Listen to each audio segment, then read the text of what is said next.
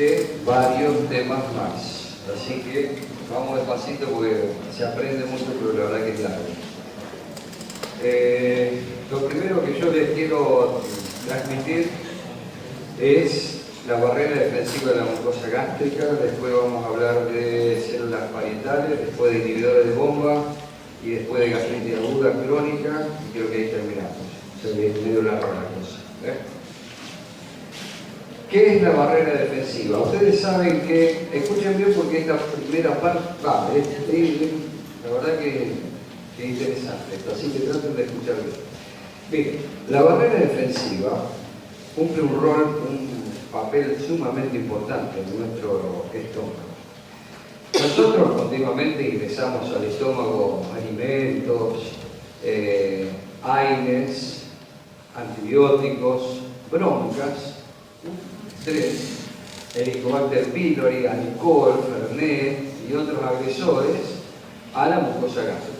Pero la mucosa gástrica, sin embargo, además de recibirlo de arriba esto, también produce ácido gástrico y pepsina para tratar de disolver lo que nosotros comemos, especialmente las proteínas. Así es. Por eso, por eso la mucosa gástrica está en una actitud permanente de defensa contra todos esos elementos que tenemos ahí en la superficie. Actitud de permanente defensa. Así es. Para esa defensa, la barrera defensiva necesita de esto, del flujo, del oxígeno, de la concentración parcial de oxígeno y que el flujo realmente sea bueno en toda la mucosa gástrica. Esta es una mucosa gástrica de un paciente, fíjense, perfecta está. Todo el epitelio arriba, perfecto, increíble, muy bien.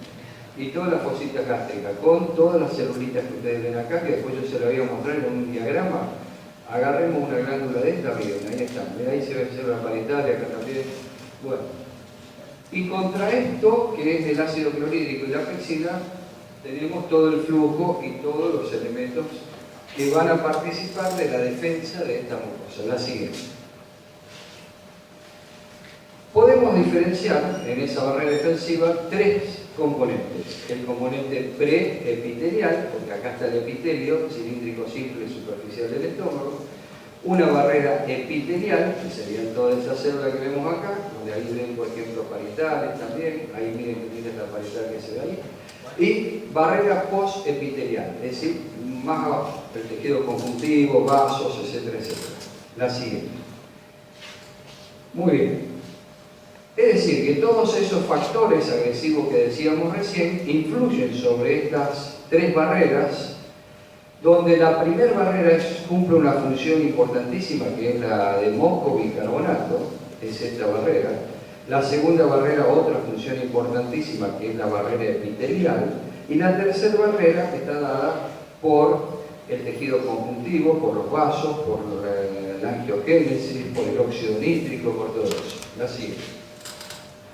Vamos entonces a la primera parte, la barrera alta, la preepitelial, la barrera de moco-bicarbonato. Esta barrera es muy importante, tiene glicoproteínas ácidas y sulfatadas, tiene grupos sulfidrílicos y disulfuros, que ahora lo vamos a ver, y el bicarbonato. La siguiente. ¿Cómo está formado el moco de la mucosa gástrica, esa que está arriba de todo? El moco gástrico. Está formado por glicoproteínas, como les decía, ácidas y sulfatadas, pero fíjense lo que es una glicoproteína. Es un ventilador de esto que tenemos exactamente igual. Tiene un centro con las aspas que ustedes ven ahí. Estas aspas son cadenas proteicas, son glicoproteínas. Hay algunas que son ácidas y otras son sulfatadas. Bien. Pero ¿qué pasa con estas cadenas que tenemos acá? Están unidas entre sí por este elemento, este centro que ustedes ven acá, que es sumamente importante. Son grupos SS, como ven acá, y hay otros que son SH, o sea, grupos SH o sulfidrílicos o SS disulfuro. ¿Saben lo que es eso? Azufre. El azufre es como la gotita, pega las cadenas proteicas. Entonces, hace que esta cadena de proteínas y esta otra estén pegadas entre sí por esos puentes de azufre disulfuro. Y hace que el moco esté bien pegado y entrelazado, se produce arriba de la mucosa gástrica y hace que no se vaya, que no penetre el protón hidrógeno desde la luz hacia adentro. Y ustedes dirán, pero ¿y cómo sale? Bueno, sale por los poritos de la glándula gástrica, que ahora lo vamos a ver, pero sale por presión, sale como a presión el protón hidrógeno. Entonces puede atravesar la barrera y sale afuera. Se une con el cloro y forma el ácido clorhídrico. ¿Está bien? Bien. Ahora, ustedes están resfriados y van al médico y le dicen, che, dame algo para el resfrío, que tengo una tos que no doy más, estoy con catarro, tengo un desastre. Bueno, tomate esto. Entonces le dan mucolitic, acemú, qué sé yo, cualquier cosa de esa, ¿verdad? Y le dan, empiezan a tomar una cucharada sopera cada 8 horas o qué sé yo, 10 mililitros cada 8 horas de ese producto, que fundamentalmente ese producto tiene acetilcisteína. ¿Qué es lo que hace eso? Rompe los enlaces disulfuro. Entra la droga acá porque capta el azufre, la droga capta el azufre, la quiere para ella, rompe el enlace, y el QSH también lo rompe. En consecuencia, el moco se dispersa, se disgrega, se hace más fluido. Y entonces ustedes con un golpe de tos, a los 3 días, tosen y dicen, qué bien, ahora sí pude expectorar el catarro. Me hizo bien este producto. Claro, sí, está bien, me hizo bien. Pero al estómago, a los 3 días ustedes dicen, tengo una acidez que no doy más. No doy más de la acidez. ¿Por qué? Porque no solo rompió el catarro del bronquial con estos enlaces, sino que también hizo bolsa el moco del gástrico. Entonces el moco, al dispersarse, al abrirse, los protones hidrógenos entran con facilidad abajo y hacen la gastritis, el ardor epigástrico, que ustedes dicen, tengo una gastritis. Ardor, dolor, sensación de distensión postprandial, eructos, por ejemplo, bueno, todos los signos y síntomas que conocen ustedes habitualmente de la gastritis, en este caso aguda, porque tomaron el producto 3, 4, 5 días. Entonces, ojo con esos productos porque son muy buenos para el pulmón y si ustedes lo tienen, yo lo recento también en algún momento, pero yo le protejo el estómago al paciente. Si vos protegés el estómago, no pasa nada. ¿Con qué lo protegés? Con un inhibidor de bomba. Porque yo le reduzco el ácido, entonces voy a tener mucha menos cantidad de protón y hidrógeno que en realidad van a pasar. Que tendrían que pasar porque el moco está todo disgregado. Entonces, si yo voy a dar un mucolítico, le agrego también un protector o un inhibidor de la bomba de protón. ¿Estamos? Les vuelvo a repetir, esto es fisiopatología clínica y terapéutica juntos. Para que aprendan eso que es tan importante, lo que es práctica. Y fíjense ustedes acá el moco gástrico normal de una mucosa gástrica, la cantidad de moco que producen todas esas células mucosas de la barrera defensiva. Así es. Y ese moco se produce gracias a la acción de las prostaglandina 2, del factor de crecimiento epidérmico, de las trefoipéptidos, que son unas proteínas especiales, y gracias a la participación genética de estas células también, donde están los genes CEMUC2, CEMUC5, el 6, que cada una de ellas tiene un sector especial del estómago. El 6 son las células del cuello y del fondo, la del 5 son las dedicardias, es decir, hay sectores que tienen un moco un poquito más espeso, menos espeso, algunas variables y algunas características, pero es más o menos así. Así es. También ese moco está estimulado por la gastrina, la secretina y la prostaglandina. Así es. Y este diapositivo es para explicar, con este diagrama que yo hice de una biopsia de un paciente. Fíjense, acá están todas las células epiteliales de la mucosa cilíndrica del estómago y acá se ve un porito por donde en realidad puede entrar un protón o salir un protón.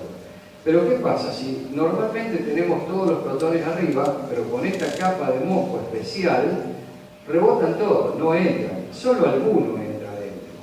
Y ojo con esto, porque este espesor de la capa de moco aumenta o disminuye de acuerdo a muchas cosas. Primero al flujo. Si nosotros estamos con estrés, vamos a tener menos flujo porque tenemos el espesor de moco más chiquito.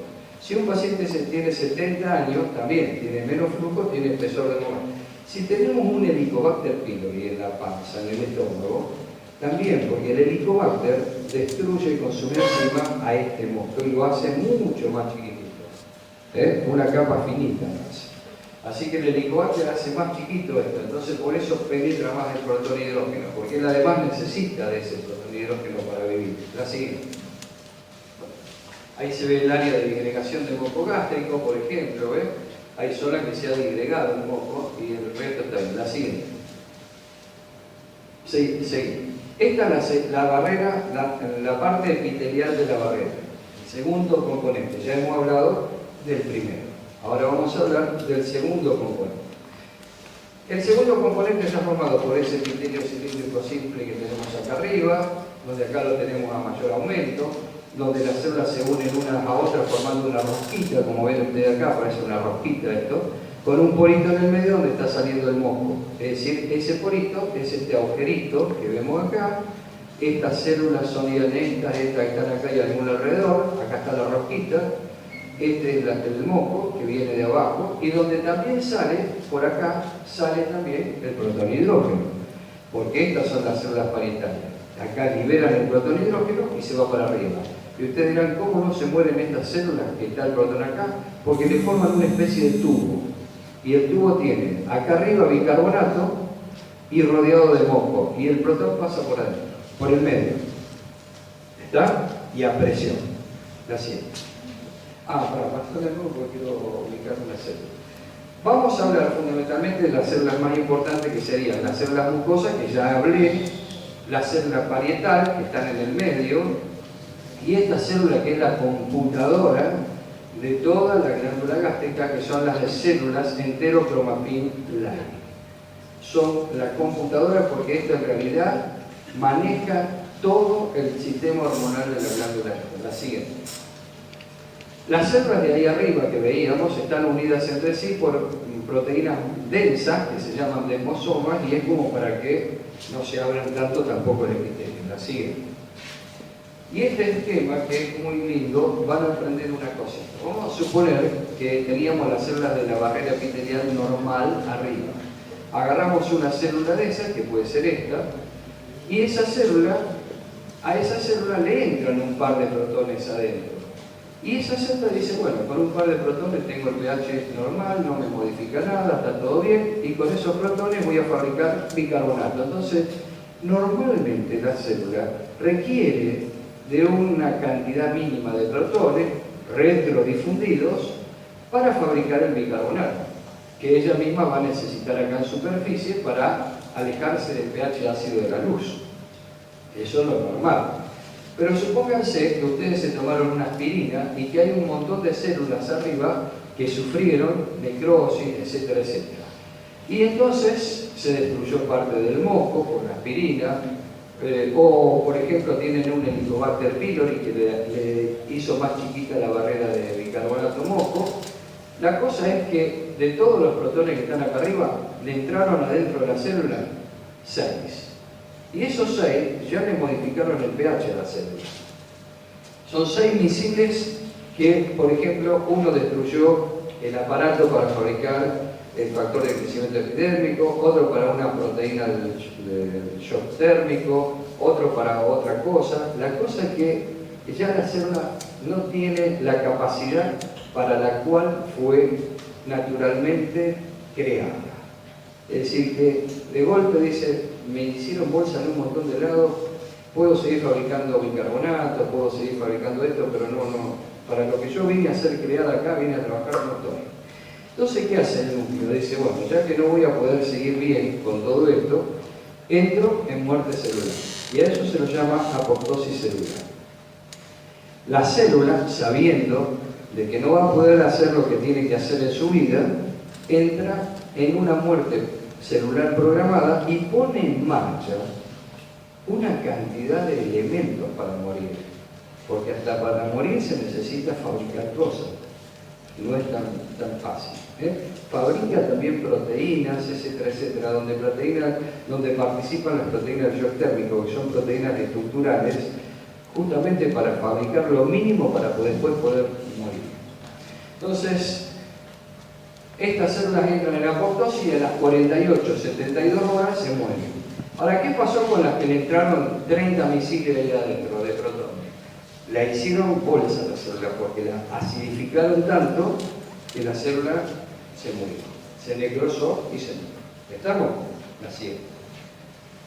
También esas células de la glándula, como ustedes ven acá, en la luz que decíamos recién, aparte de producir el protonhidrógeno, producen el bicarbonato, que era lo que yo les explicaba recién. Producen todo el bicarbonato acá sobre la superficie y el protonhidrógeno pasa eso y se mete bien por la parte media de la luz de la glándula, a presión sale hacia la luz, rodeado incluso del mismo moco que también esta célula produce. Y todo esto está regulado por un montón de receptores de membrana, como ustedes ven acá, los receptores para las prostaglandinas, que hay un montón, para el receptor P1, el 2, el 3, el 4, el 5, etc. Y otros elementos como la melatonina, la orexina, esto es muy importante también, etcétera, etcétera. Todo eso regula el bicarbonato, la siguiente, lo que se llama la marea de bicarbonato. La marea alcalina no solamente es esto que yo les digo que tira el bicarbonato para la luz gástrica y el protón, sino que también el bicarbonato se va a la sangre para el otro lado y es captada por un capilar venoso y va a la red venosa y se tira la parte sistémica. ¿Para qué? Para regular el medio interno. No solo el riñón hace este funcionamiento, también el estómago.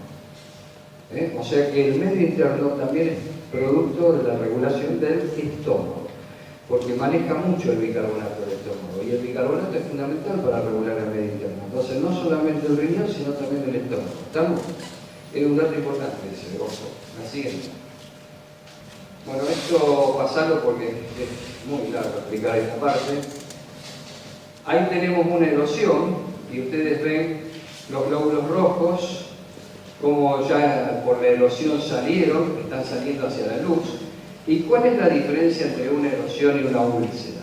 La erosión es muy superficial y no atraviesa la muscularis mucosae, o sea, la muscularis de la mucosa, no la muscular propia acá abajo. Esta es la muscular de las fibras grandes del estómago, esas que les mostraba hoy yo en una primera foto. Esta es una pequeña bandita muscular que está separando el tejido conjuntivo laxo del tejido conjuntivo más denso que está abajo.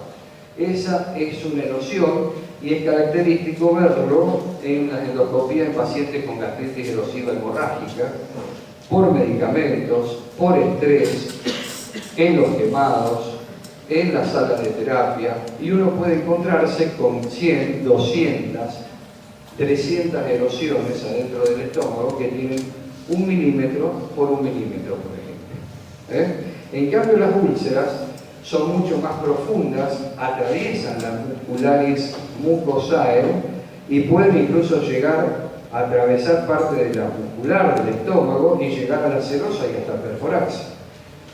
La perforación con sangrado es sumamente grave.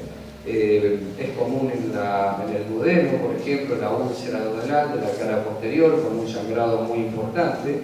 También las erosiones en el estómago, como por ejemplo por una gastritis erosiva hemorrágica, por estrés, también es muy complicado, porque cuando es por estrés uno da medicamentos pero no sabe cuándo para el hemorragia, porque uno no puede a veces desenganchar el conflicto del paciente. Más si está con hipovolemia y ha sangrado mucho, donde además hay que plancharlo, por ejemplo, hay que plancharlo un poco para que se quede tranquilo y no siga produciendo adrenalina, noradrenalina y todo eso.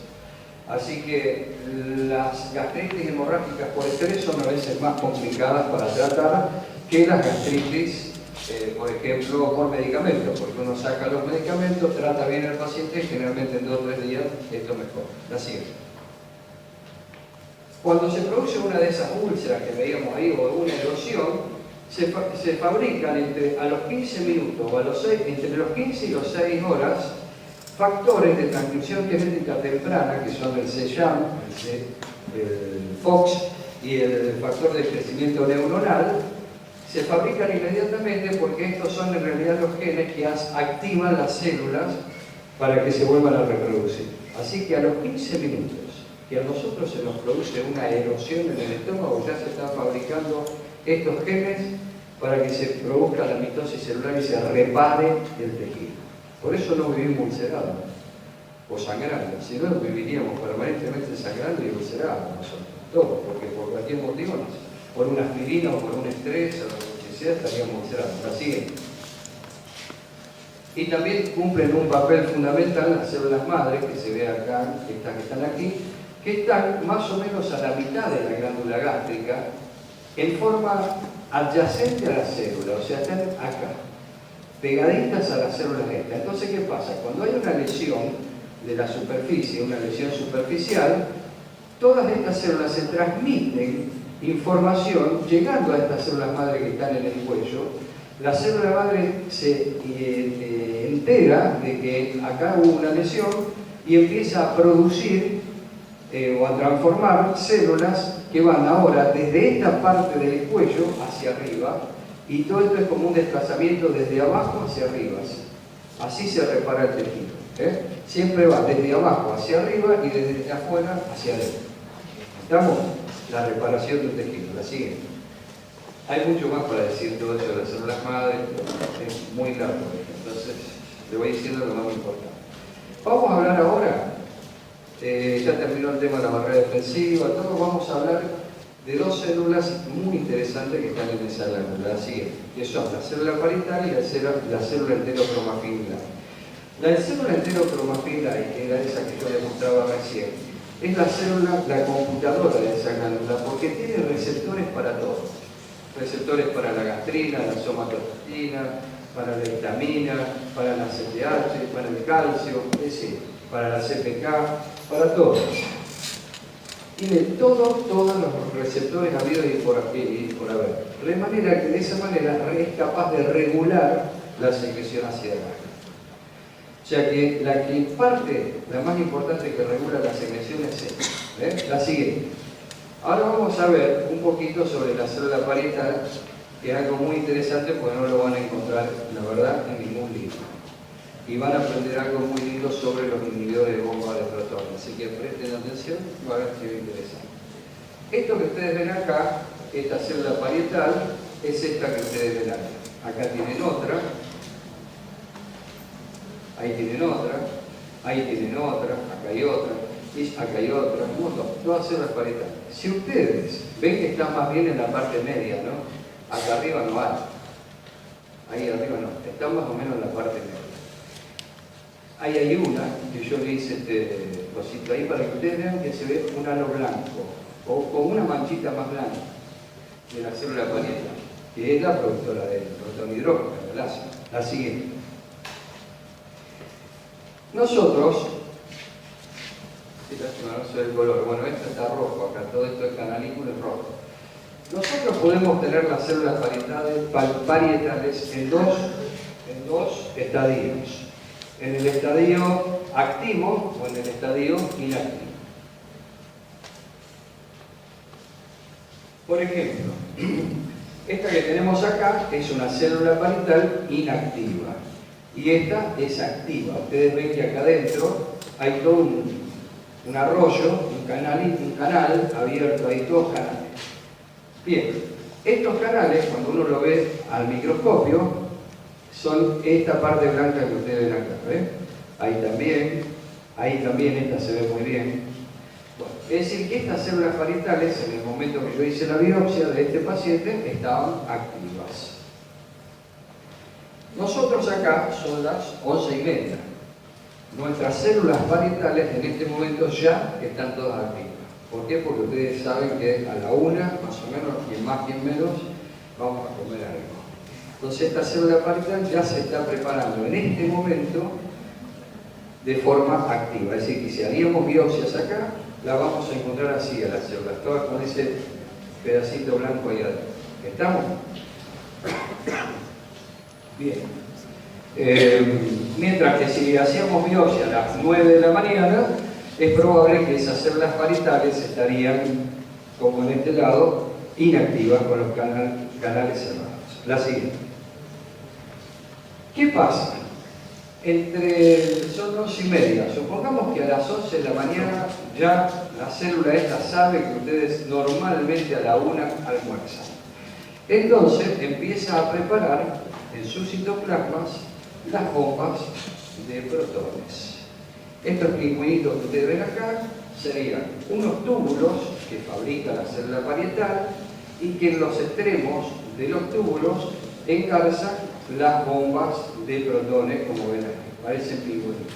Entonces, más o menos alrededor de 45 minutos antes del almuerzo, la célula parietal empieza a enchufar todos estos pingüinos acá, en la membrana canalicular secretoria. Es una membrana, como si fuera la de la célula, en la membrana canalicular secretoria, ahí empieza a colocar todas esas bombitas, y quedan las bombas de protones colocadas.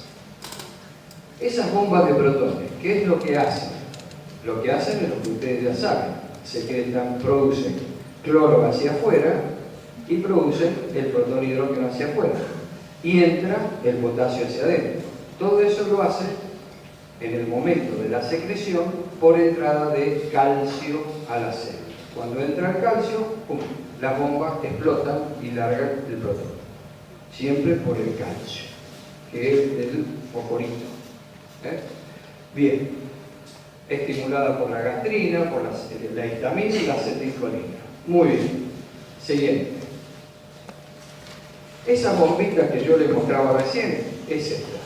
Y esto que ustedes ven acá es la membrana canalicular secretoria, del canalículo ese. Está puesta de esta forma, ustedes ven que tiene un pedazo más grande dentro del citoplasma que el pedacito que da hacia la luz canalicular, por donde va a salir el protón, la siguiente.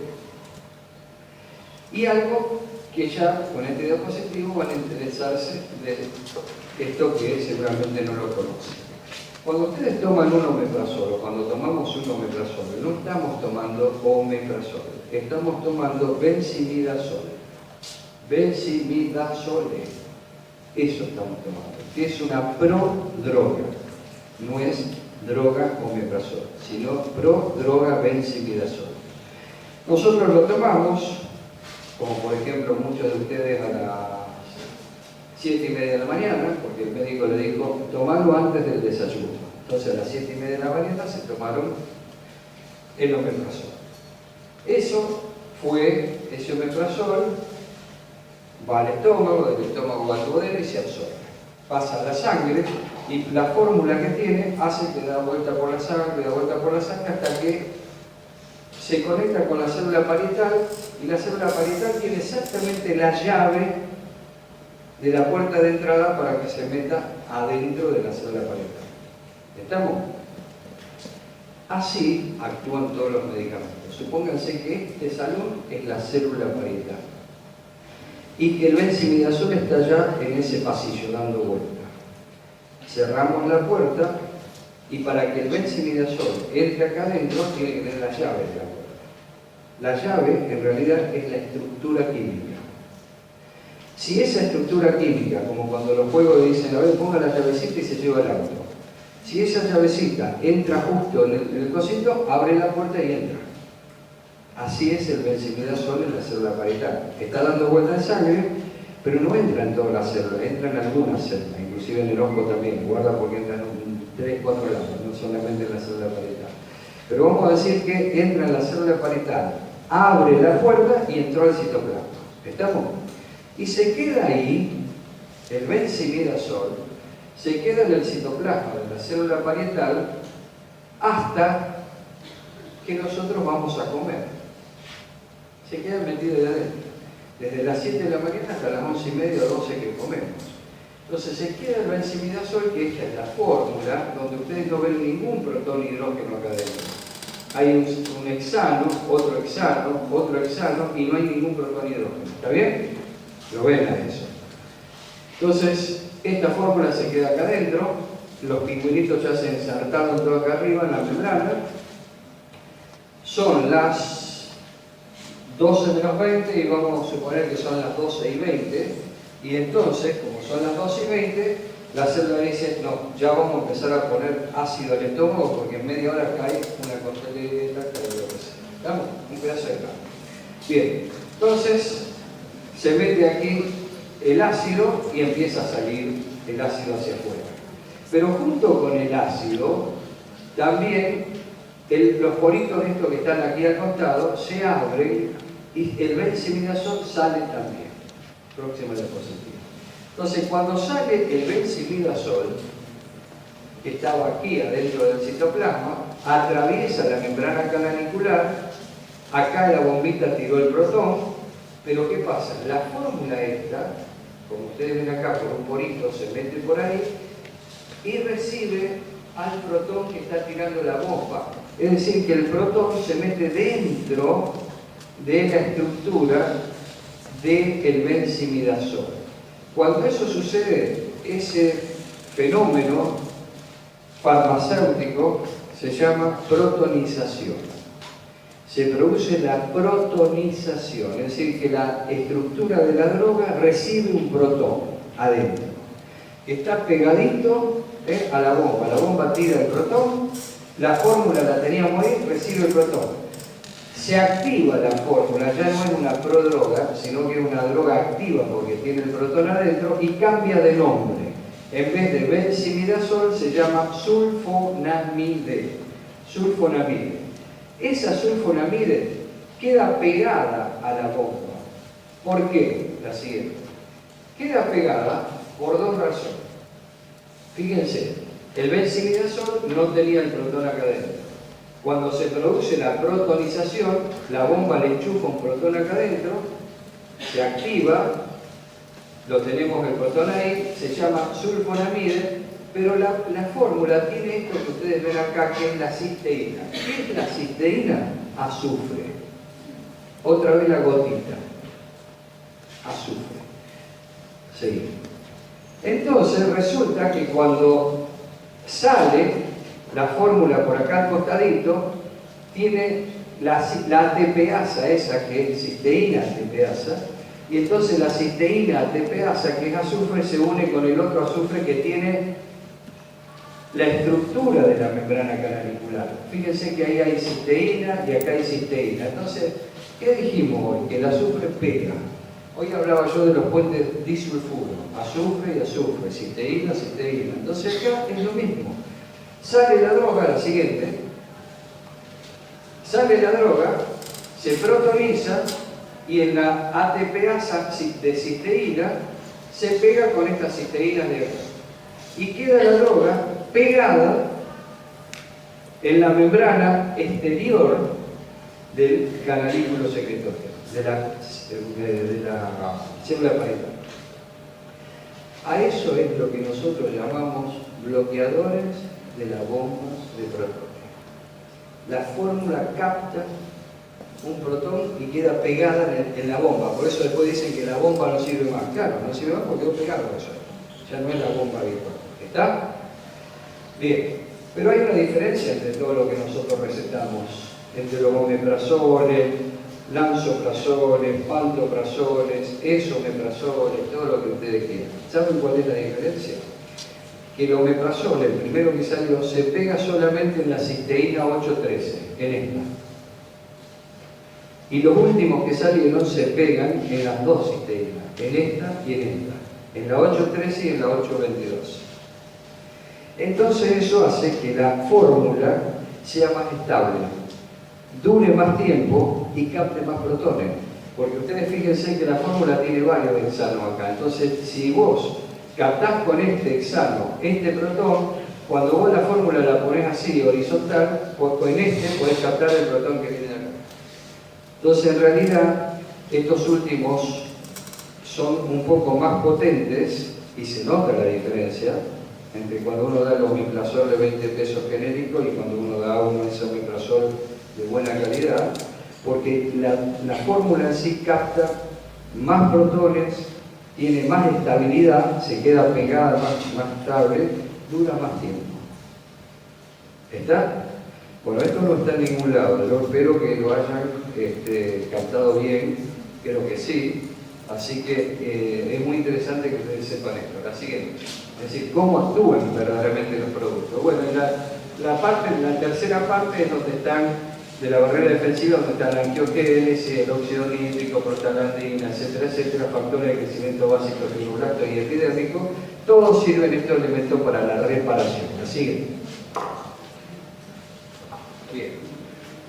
Visto todo esto, vamos a ir lo más rápido posible viendo algunas de las patologías más frecuentes que dañan a esta barrera defensiva que vimos recién.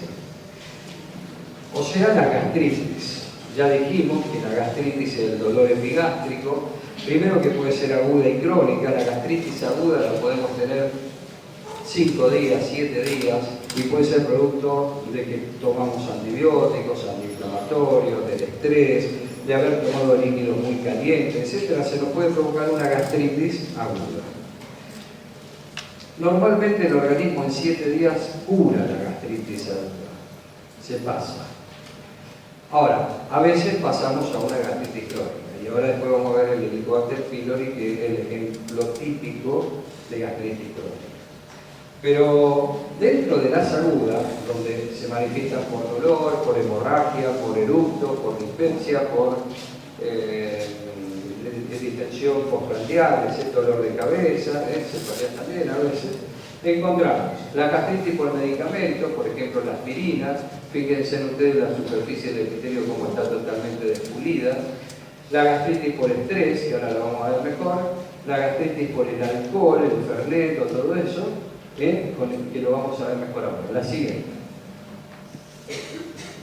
Los AINES, para ir muy rápido, porque si no, esto ya lo saben y es una lástima perder el tiempo acá.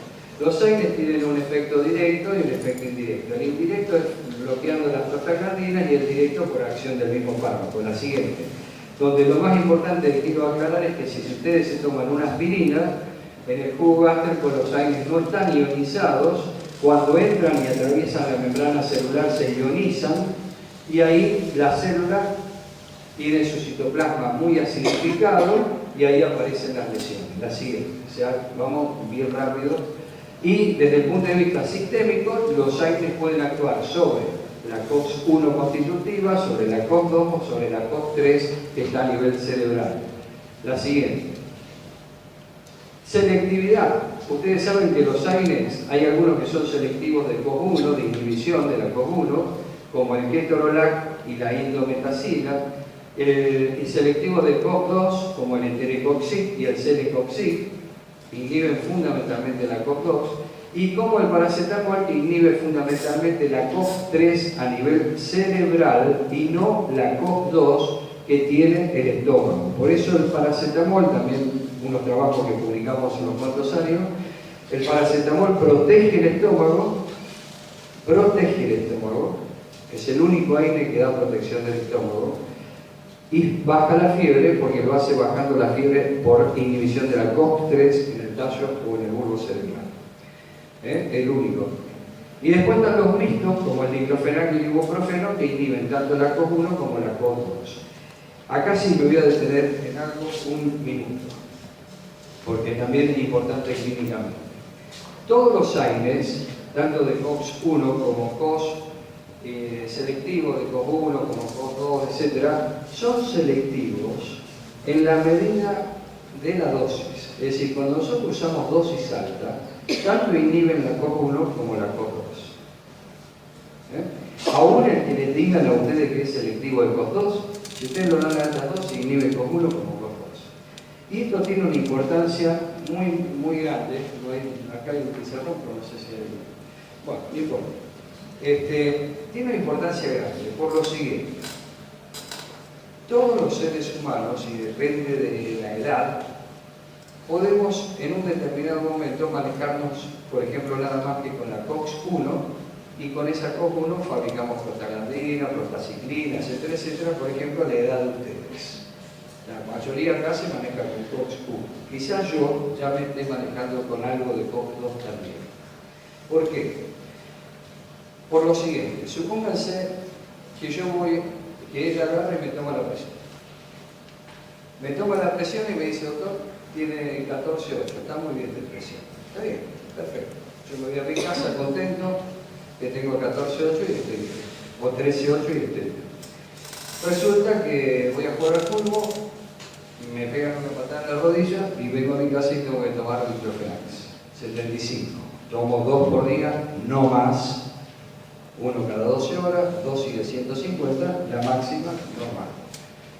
Me tomo eso 3, 4, 5 días. A los 5 días me duele la cabeza, me tomo la presión y tengo 15, 11. Yo digo, pero el otro día me tomé 18, ahora tengo 15, 11, ¿cómo es eso? Sucede que esos 5 días que tomé el diclofenac me inhibieron, me bloquearon la COX-2 que yo también producía, aparte de la COX-1, en forma compensatoria. Yo con esa COX-2 que estaba produciendo todos los días, además de los niveles de COX-1, yo tenía mi presión renal normal, tenía mi flujo glomerular normal. Pero claro, cuando tomé el diclofenac se me bloqueó la COX-2 y me quedé con la COX-1 nada más. No alcancé a compensar bien la presión y ahora tengo hipertensión arterial. Guarda con eso porque, sobre todo los ancianos que toman tantos antiinflamatorios, van a tener problemas de que van a andar bien de la rodilla y de la artrosis y van a hacer un accidente cerebrovascular. Entonces, cuidado con eso porque, ya les digo, la COX-2 la utiliza el organismo cuando la necesitamos. Si ustedes tienen una úlcera gástrica o tienen una gastritis erosiva, el estómago le va a empezar a secretar COX-2 en cantidad, porque es la que va a aumentar más el flujo para que se repare el tejido rápidamente. Van a producir la COX-1 como todos los días en tal nivel. Y la COX-2 es un isómero de la COX-1. Es decir, es la misma fórmula, lo único que es más cantidad. Pero la fórmula es prácticamente igual. Entonces, lo que hace el organismo cuando necesita de un mayor flujo, de una mayor cantidad de prostaciclina, lo que sea, es aumentar la cantidad. Si usted encima la bloquea con un antiinflamatorio, están luchando en contra del organismo. Y esto sucede a nivel cerebral también.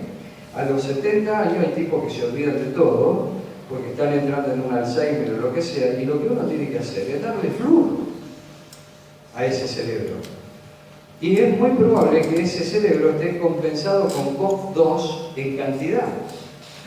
Y si vos se lo bloqueás con antiinflamatorio por la artrosis, el tipo va a andar caminando mejor y no va a saber para dónde ir. ¿Se dan cuenta de lo que les quiero decir? Bueno, eso es importante. La siguiente, a ver. Lo mismo que cuando asocian COX-1 con COX-2, es una bomba. Uno que sea COX-1 y le agregan un COX-2, chao, bloquean todo. La siguiente. Bueno, y acá tienen algunos preparados, por ejemplo, de aire, cómo lesiona una aspirina, fíjense cómo lesiona todo eso son células necróticas, células muertas, por una aspirina que cayó en ese sector. La siguiente. Microerosiones. El estrés, que puede ser producto de traumatismos graves, de quemaduras graves, de cirugía mayor, de enfermedad grave, etcétera, etcétera. La siguiente. Ahí tienen, por ejemplo, miren ustedes toda esa necrosis que hay acá, producto del hipoflujo provocado por el estrés. Esto se faceta todo y queda todo un agujerito. Acá queda todo un agujero que es la erosión que yo les mostraba antes. Y empieza a sangrar y hace lo que se llama gastritis hemorrágica erosiva. La siguiente. El alcohol. Miren las hemorragias que provoca el alcohol acá arriba. Y hemorragias basales también. O sea, tanto en superficie como en profundidad. Provoca necrosis superficial y úlcera. Ahí tiene esto, no lo ven, pero está todo en rojo. Es una cosa roja de la hemorragia que provoca el alcohol. La siguiente. Bueno, y pasamos a la última parte. Ya vimos todas esas gastritis habituales, agudas generalmente, y vamos a pasar ahora a la gastritis por el Helicobacter pylori. Vamos a andar bien porque calculo que en 15 minutos lo podemos dar. La gastritis más común es esta, la de gastritis por el Helicobacter pylori, la siguiente, la gastritis crónica. Esta gastritis es una prácticamente pandemia mundial. En la ciudad de Rosario calculen que el 40% de la población, 35, 40% de la población es positivo por el Helicobacter pylori. Recuerden que este bicho es el que produce el cáncer gástrico, el que produce la gastritis crónica, el que produce la atrofia gástrica y el que produce muchas anemias también. Por lo tanto, es muy importante que en los países subdesarrollados, en América Latina, el porcentaje en general de infección en la población es del 60%. En poblaciones aledañas a Rosario estamos en ese porcentaje también. Alrededor del 45-50% en Pérez. Yo tengo dos consultorios ahí y veo mucha gente con esto y más o menos ese es el porcentaje. También sé, por ejemplo, de los lugares cercanos, Casilda, toda esa zona, todas las zonas periféricas de Rosario, incluso la zona sur de Santa Fe, tienen mucho, porque esto en realidad se contagió cuando la gente, en gran cantidad, cuando no había agua potable. Ahora que hay agua potable en todos lados ya la cosa disminuyó, pero hace unos 20, 25 años atrás, gran cantidad de poblaciones de la provincia de Santa Fe, de Buenos Aires, de todos lados, no había agua potable, todo era en agua de pozo. Y ahí es donde se contagia este bicho. El contagio es parecido al de la hepatitis, oral oral y oral fecal. Es decir, pozo, agua de pozo. Cuidado con eso. La siguiente. Estas son las lesiones que vemos. Fíjense en ustedes una gastropatía varialiforme. Ven esas montanitas que se ven ahí. Cuando empezamos a ver todo eso en el año 81, veíamos eso y yo decía, acá abajo hay algo, porque estas son gastritis, pero no sabíamos qué era. Y había todas esas montanitas como cuando uno tiene frío y tiene la piel de gallina, igual a nivel del antro y del cuerpo gástrico. Bueno, en el año 82 seguí, en el año 82, Marshall y Warren fueron los que descubrieron que en esas montanitas abajo había folículos linfoides y que debido a esos folículos linfoides debía haber alguna bacteria dando vuelta. Y descubrieron al Campylobacter pylori. Campylobacter pylori, que después se llamó Helicobacter pylori. Pero en realidad lo que ellos descubrieron fue el Campylobacter pylori, que también estaba a nivel del intestino, porque también se lo puede encontrar en el intestino, incluso en el colon también. También se van a asombrar que les diga que también está a veces en el corazón, y que muchos infartos de miocardio se pueden deber al Helicobacter pylori. Bueno, este bichito que estuvo tantos años hasta que se descubrió. La siguiente. Golding fue el que lo llamó Helicobacter pylori. Es una bacteria también muy computarizada porque tiene de todo para sobrevivir, ha logrado sobrevive desde que uno es infante, que se toma agua de pozo a los 6 años y tiene 50 años y ahí tiene una gastritis y tiene el Helicobacter todavía encima. O sea que sobrevive a todo. Incluso hay momentos en que baja un poco porque uno se toma antibióticos para la garganta y desciende un poquito la densidad del Helicobacter, pero en realidad de todo. Tiene flagelos, tiene genes FLAG A y FLAG B, y estos genes producen una flagelina A que le dan la motilidad, una flagelina F, por ejemplo, que le da la persistencia y la virulencia al bicho. La siguiente, y tienen un montón de cosas. Esto tiene la ureasa, que la utiliza para fabricar el microclima alcalino, los flagelos que les decía recién, adhesinas para estar pegados, como ustedes ven acá. Miren todos los bastoncitos que hay ahí, esos son todos en la luz de la glándula gástrica, son todos Helicobacter pylori. Tiene polisacáridos, tiene citotoxinas vaporizantes, VAC-A y CAG-A. Estas dos citotoxinas son muy importantes, eso lo vamos a ver. Todo esto lo voy a dejar de lado, porque si no, tengo una clase de 2 horas de Helicobacter pylori, muy grande. La siguiente. Les muestro nada más que de la clase esto, que es la bacteria con la citotoxina vacuolizante, en este caso es la BAC-A, esta bacteria, porque pasa esto, uno puede tener Helicobacter pylori en la panza, en el estómago, y tener la cepa que tiene BAC-A, o puede tener la cepa que tiene la CAG-A, la citotoxina CAG-A. Y eso es diferente, porque la que tiene BAC-A es la que a uno le va a determinar, en todo caso, una úlcera adrenal o una gastritis, o hiperacidez gástrica, etcétera, etcétera. Pero la que tiene la CAG-A es la que va al cáncer gástrico. Ojo, pueden tener las dos. Esta es la BAC-A, la que entonces produce fundamentalmente erosiones, úlcera gástrica. Prácticamente el 90% de la úlcera gástrica es productora de la proteína BAC-A. La siguiente. Y la CAG-A, que tienen alguna diferencia en el tamaño, etcétera, etcétera, yo no voy a indagar en eso. Esta es la que va al cáncer gástrico. La siguiente.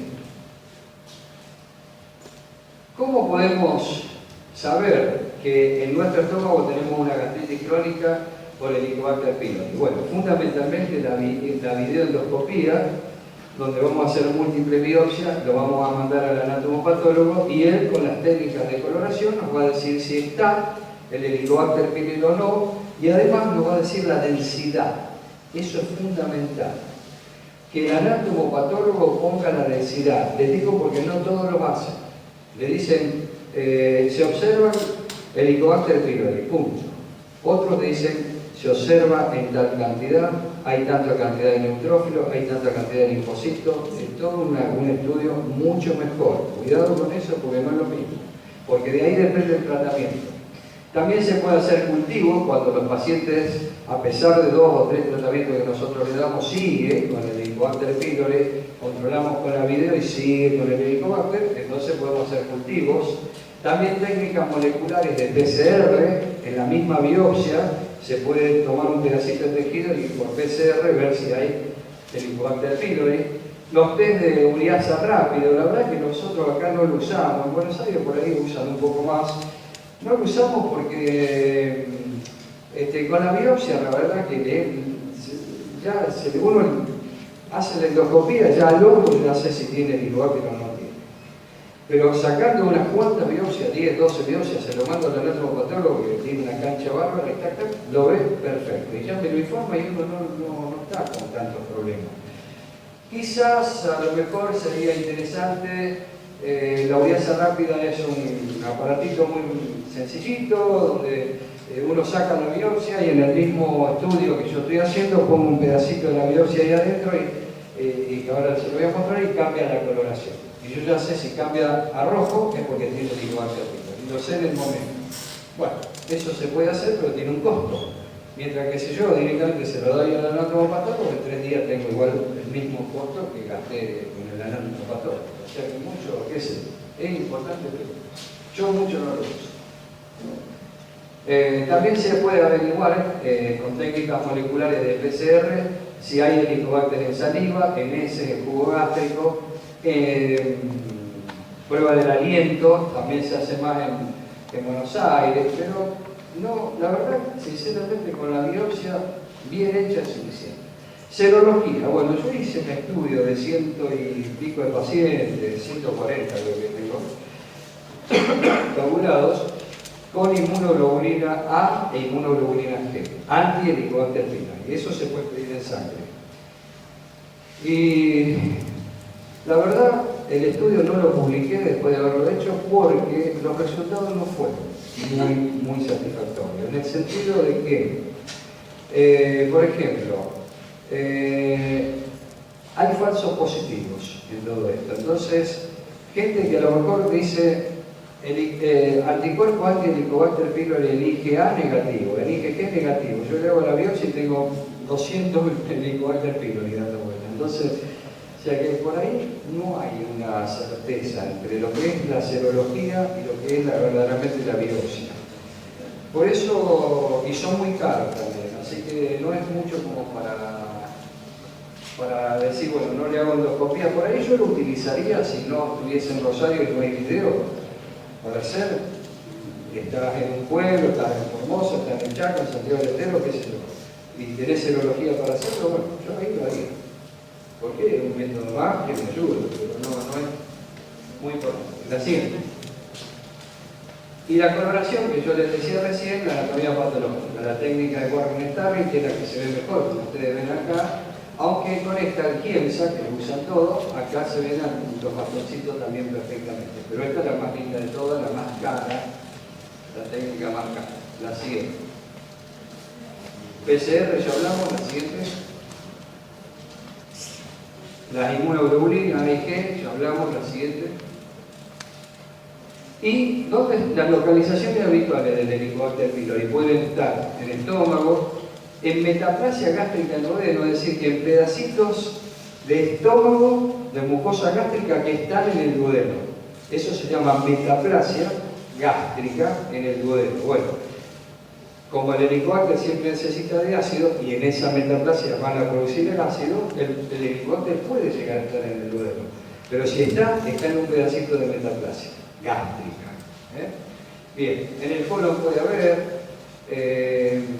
pero esto es importante, urticarias crónicas idiopáticas. Una gran cantidad de gente que ustedes van a ver en el consultorio, que a veces los consultan por urticarias o por rosácea. Otra, bueno, no sé si está acá, pero la rosácea también. Ustedes hacen el diagnóstico de este tipo tiene rosácea.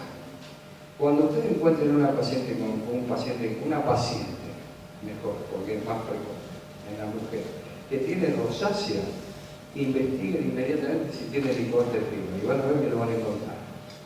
Y en las urticarias esas raras crónicas, que por ahí hay gente que sí, cada rato tengo urticaria, ya estoy cansado, fui al alergista, no sé qué comer, pongo cualquier porquería y me agarro urticaria, bueno, también hagan una video del estómago para ver si no tiene Helicobacter pylori.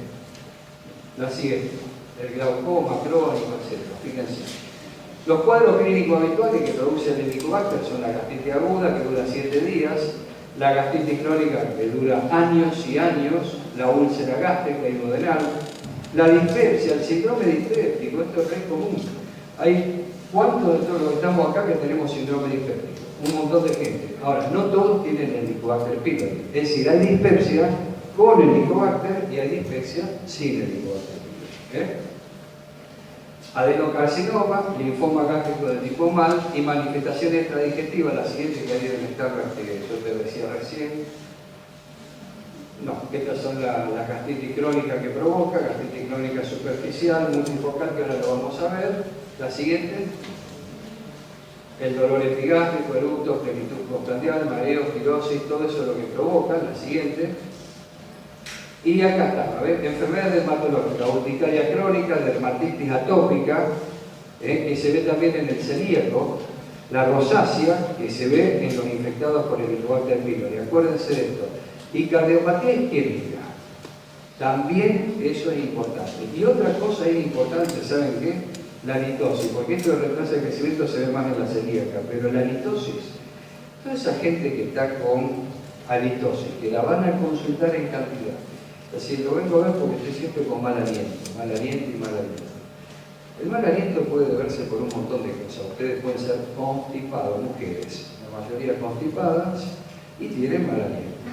Puede ser que tengan una dieta tipo chatarra, que coman hamburguesa todo el día, mayonesa, sabor, picante, qué sé yo, todo eso, entonces tienen mal aliento.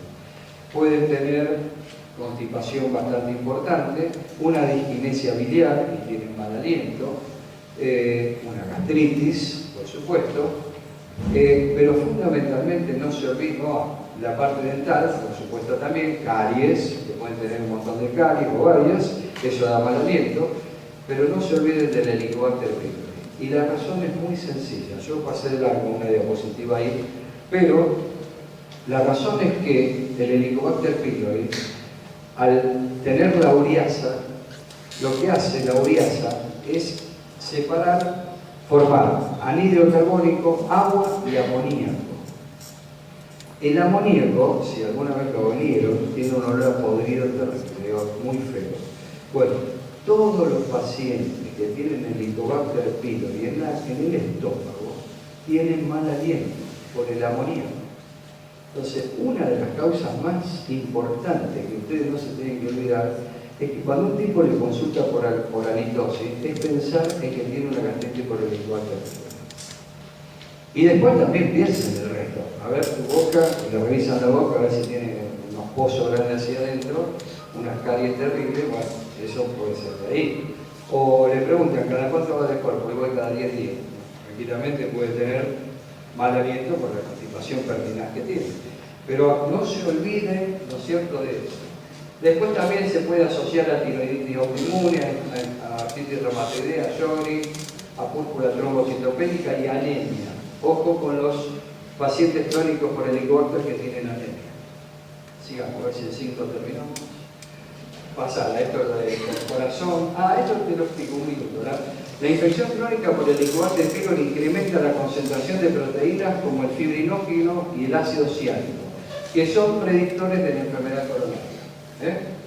Porque yo les decía, y el fibrinógeno aumentado puede provocar la plaquita junto con el calcio en una coronaria y hacer un síndrome coronario intermedio, una angina pucha. Y un la siguiente.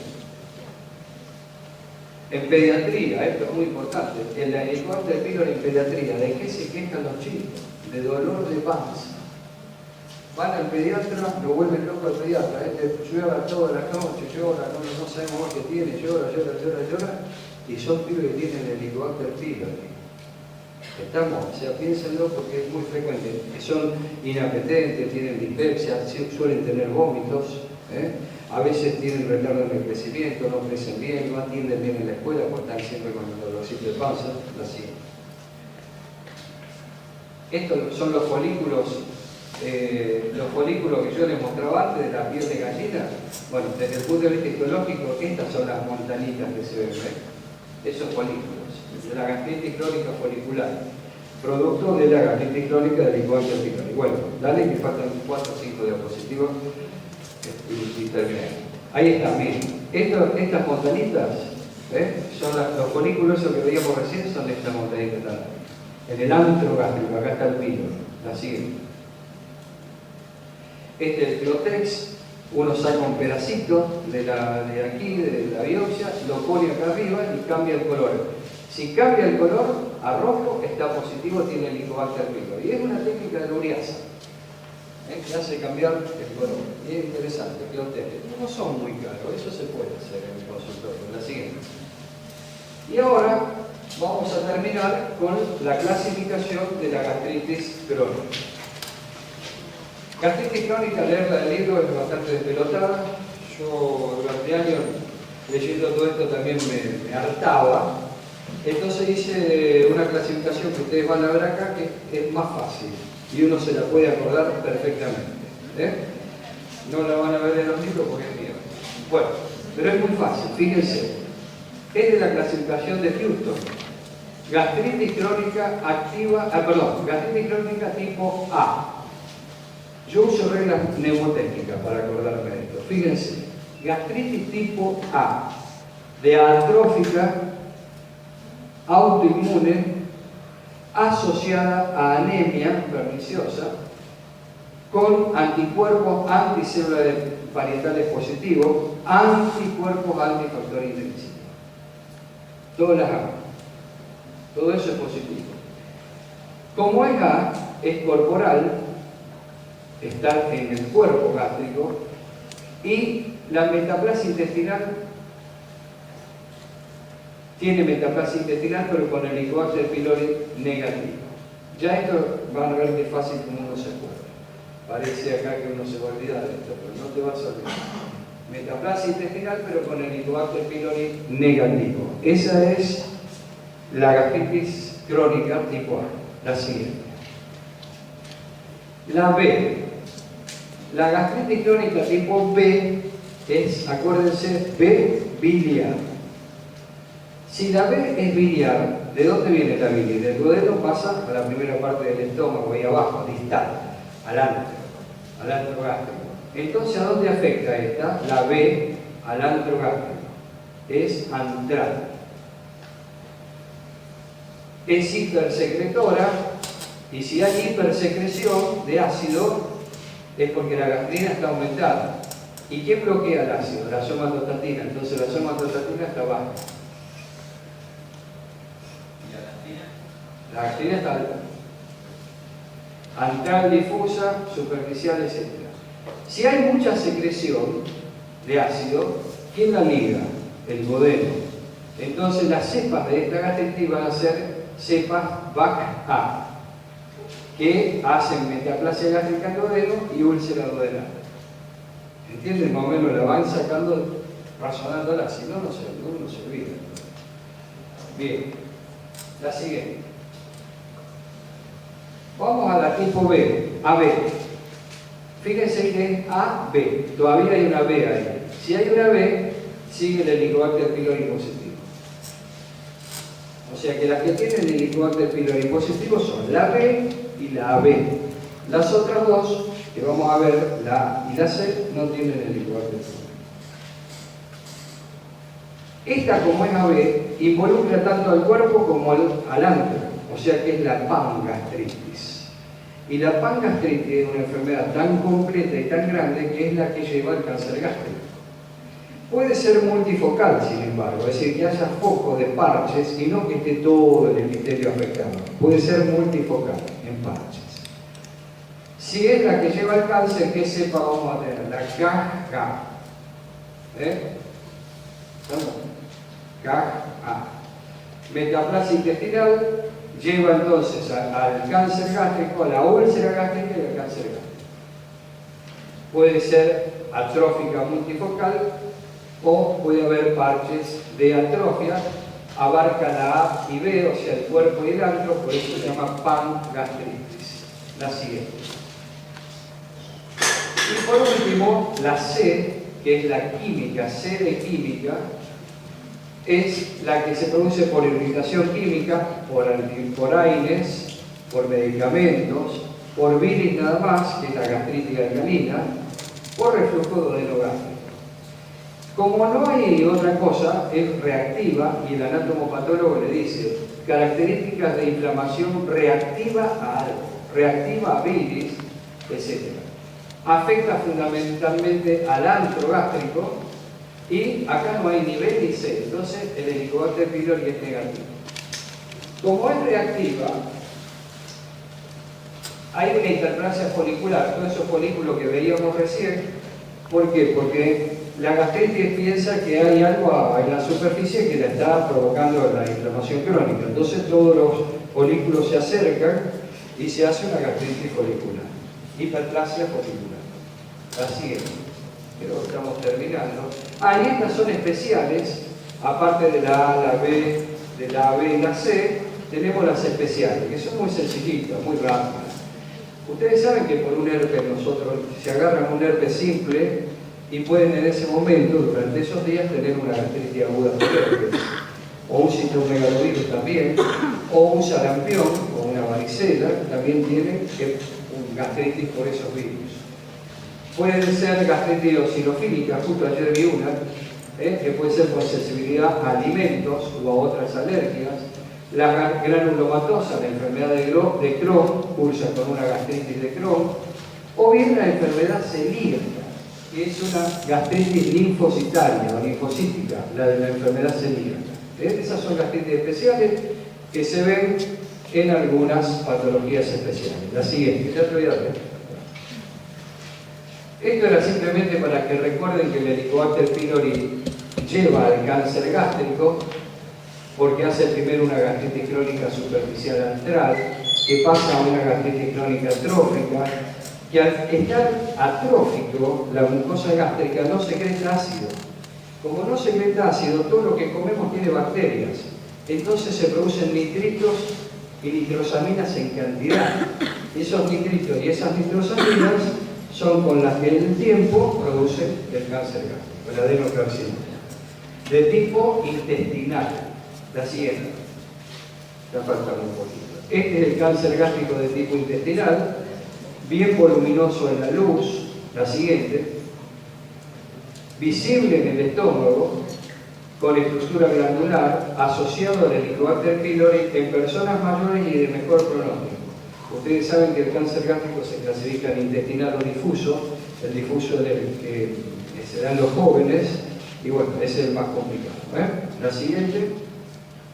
Y el tratamiento de esta patología, y terminamos. El tratamiento se puede usar amoxicilina de 1 gramo cada 12 horas o cada 8 horas, 7, 10 o 14 días. ¿De qué depende que le demos 7, 10 o 14? Depende de la densidad del Helicobacter pylori. Si el anatomopatólogo me dice 1 cruz, yo le doy 7 días. Si me dice 2 cruces, le doy 10 días. Y si me dice 3 o 4 cruces de densidad, le doy 14 días de tratamiento. Ahí está el tema. Se pueden usar esquemas triples o cuádruples de tratamiento. Se puede usar amoxicilina de 8,75 cada 12 o cada 8 horas. También se pueden combinar con claritromicina. En realidad ya he visto yo, por lo menos no la uso más. Tetracicrinas, 500 miligramos cada 12 horas o cada 8 horas por 7-10 días. Ciprofloxacina, siempre combinada, amoxi más ciprofloxacina, amoxi más tetracicrinas, o levofloxacinas cada 12 horas por 7-10 días, siempre combinada. La siguiente, nitrofuranos como el tinidazol, que se puede asociar, por ejemplo, a una tetraciclina, a una amoxicilina y al tinidazol, es decir, que son 3 fármacos ahí que estamos agregando, más el inhibidor de bomba. 4 drogas que le tenemos que dar. Metronidazol, uso mucho esto yo, tinidazol, metronidazol, la nitazoxamida también se usa mucho, la rifaximina es una de las que se está usando ahora, todavía no hay muchos resultados, siempre en combinación. La siguiente. El bismuto es uno de los que también se puede asociar a la amoxicilina. La siguiente. El omeprazol, como yo le decía recién, puede ser esomeprazol de 20 miligramos o 40 cada 12 horas por 7-14 días. Rabeprazol, pantoprazol, 20-40 también cada 12 horas por 7 o 14 días. La siguiente. ¿Y qué efectos adversos da? El metronidazol tiene sabor metálico en la boca, el IBP da cefaleas sobre todo en verano, la amoxicilina, y si se lo mezclan con clebulánico, da diarreas, hay problemas de fotosensibilidad con las tetraciclinas y trastornos en la coloración del esmalte dentario, la claritromicina da glositis, siempre, en casi todos los pacientes, y dispepsia. La siguiente. Y los esquemas de tratamiento son estos que yo le digo, el IBP más claritro más amoxi, más claritro más metronidazol, amoxi más metronidazol, levofloxacina más amoxi, acitromicina más amoxi, bismuto más amoxi. Hay una recurrencia del 25 al 40% al año y 2 meses. La siguiente, ya terminamos. Tratamientos cuádruples, IBP, bismuto, tetraciclina, metronidazol. Y un último tratamiento que voy a publicar, calculo el mes que viene, con 4 nuevas drogas, que andan muy bien, que ya tengo unos 40 pacientes tratados y andan fantásticamente bien, y la diferencia que he observado es que no hay resistencia, por lo menos por ahora. En cambio, estos tratamientos todos tienen resistencia. En realidad, de todos los pacientes que yo he tratado, creo que no hay más, hay uno que ahora de todos los pacientes que he tratado, yo tuve en 2 pacientes resistencia con 5 tratamientos. Hasta que el último, que fue el tratamiento que yo les comento que hice nuevo, ese nos mató el bicho. Pero la verdad, hizo resistencia ese paciente con 5 tratamientos distintos. Es muy raro que pase eso. Generalmente con el primero, a lo sumo un segundo tratamiento, el bicho desaparece del estómago. El control se debe hacer siempre a los 2 meses con video o 3 meses, a los 2 meses o 3 meses, y nunca al mes, porque todavía al mes puede que quede algún bichito dando vuelta y uno le hace el estudio después, digamos. Y de esto, bueno, son los 2 nuevos que salieron hace poco, el dexlansoprazol y el tenlatoprazol. Sí, la siguiente. La diferencia es que tienen un mayor tiempo de vida media, efecto más prolongado. La siguiente. Y todos los IBP tienen efectos adversos, como son diarrea en el verano, a veces erupciones cutáneas. Lo que más veo es la diarrea y la cefalea. Lo de la hipergastrinemia, mientras uno lo da, así que no hay problema. Y esto sí, muchachos, da los pólipos glandulares.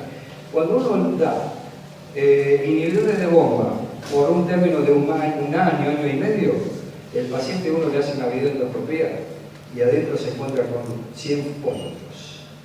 100 pólipos quísticos, o sea, de células que están retenidas, tapadas con el ácido adentro. Es más, uno lo aprieta con la biopsia, lo aprieta y se siente el ruido, explota, es como un globito. Eso sucede con los omeprazol. Por eso no lo tienen tanto tiempo. De hecho, lo pueden dar 3 meses, 6 meses, pero después hay que sacarlo, porque si no se produce esto. Los pólipos quísticos glandulares por IBP. Las diarreas se producen por la hipocloridria y el riesgo de infecciones en verano. Neumopatías también se pueden producir y Clostridium difficile y diarrea con Clostridium difficile. Déficit en la absorción de calcio, de hierro, todo eso lo dan los IBP. Creo que quedan 2, que son estas, que es el IBP y clopidogrel. Ustedes saben que todos los pacientes que están anticoagulados generalmente toman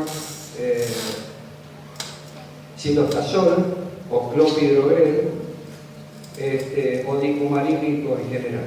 Y en general los cardiólogos asocian mucho la aspirina también a todo eso. Son pacientes que andan caminando con una bomba en el estómago cuando se le dan las combinaciones. Está bien, si no lo diesen, el paciente hace un infarto, se muere, también es gravísimo. O sea que lamentablemente lo tienen que tomar. Pero el tema está, que lo tomen, pero que a la vez esté protegido el estómago. Entonces, ojo, porque el clopidogrel más el IBP, dentro de todo sería la combinación que puede producir una disminución importante del efecto antiagregante. Por lo tanto, el pantoprazol tiene una menor utilización de este citocromo, por lo tanto es el fármaco de elección si tenemos que asociarlo a clopidogrel. Es el único el pantoprazol que no tiene tantos problemas con el clopidogrel y demás. Así que sería, cuando uno tiene que dar anticoagulante, elijan el pantoprazol. ¿Estamos? La siguiente, que es el tema de la embarazada, y terminamos. Bueno, esto es sencillo. En el embarazo no hay trabajos teratogénicos, así que hay que tratar de no dar inhibidores de bomba en las mujeres embarazadas. Por eso le dije al comienzo que es el único paciente donde yo utilizo ranitidina en el caso de reflujo gastroesofágico o en alguna gastritis por ahí administro ranitidina, pero en el único caso, en embarazada. Si no, siempre inhibidores de bomba y estos últimos, por lo menos pantoprazol o esomeprazol. ¿Estamos? Muy bien, quiero ver si terminamos. Son fotos nomás para que vean úlceras sangrantes. La siguiente, vamos rápido, son 3, 4. Miren este chorrito de sangre de una úlcera duodenal, cara posterior. Úlcera gástrica, la siguiente. Úlcera duodenal en beso, que se llama en beso porque están una enfrente de la otra. La siguiente, creo que ya termina. Duodenitis, bueno, no se ve muy bien. La siguiente. Hemorragia digestiva a los 70 años, 60 y 50 años en el mayor nivel. Ustedes, a la edad de ustedes, no tienen hemorragia digestiva. La siguiente. Y terminamos. Muy bien.